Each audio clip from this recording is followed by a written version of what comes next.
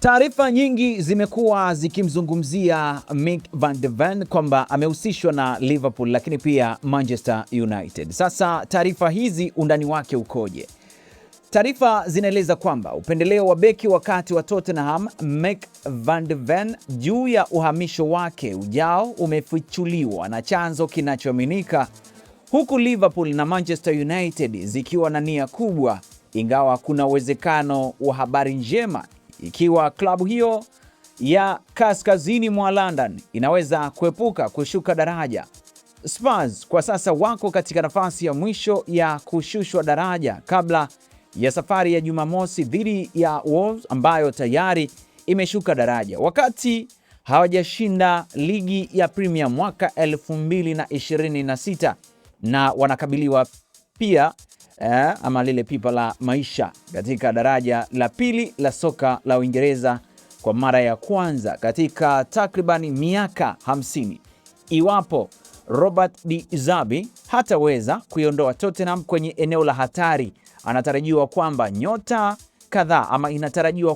nyota kadhaa wakuu wataweza kuondoka, wakiwemo Van de Ven na mshirika wake wa kati Christian Romero. Sasa kupoteza wachezaji wote wawili kunaweza kuharibu sana uti wa mgongo, kwa maana muonekano wa timu ambayo haijafanya vizuri sana msimu huu, na Van de Ven na Romero hawako katika kiwango sawa na ambacho wamekuwa kwenye kampeni zilizopita ama kwenye vipindi vyote vilivyopita. Sasa ingawa hiyo inaweza kusemwa kwa idadi ya wachezaji wengine, Spurs ilikohoa pound milioni 43 ili kumchukua Van de Ven, kwa maana iliweza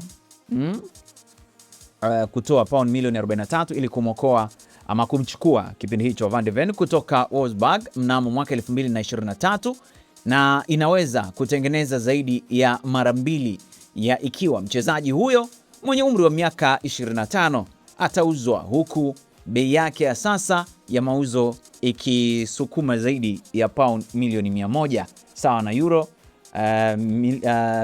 milioni 115, dola za Kimarekani milioni 134, takwimu hizo. Sasa ripoti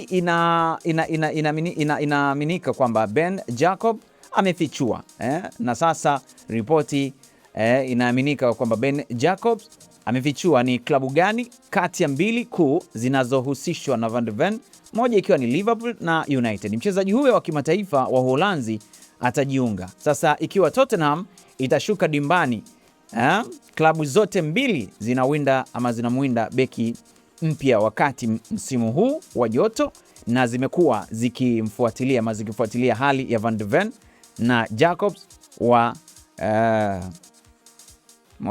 Jacob bwana ni moja kati ya maripota wazuri sana wa habari za michezo. Anadai kuwa nyota huyo wa Spurs angekataa kuhamia United ikiwa nafasi ya kujiunga na Liverpool ingekuwepo mezani. Bwana, hizi ni taarifa kuhusiana na Van de Ven. Nadhani pia hata kwenye tetesi hapo nimeweza kukusogezea taarifa hizi.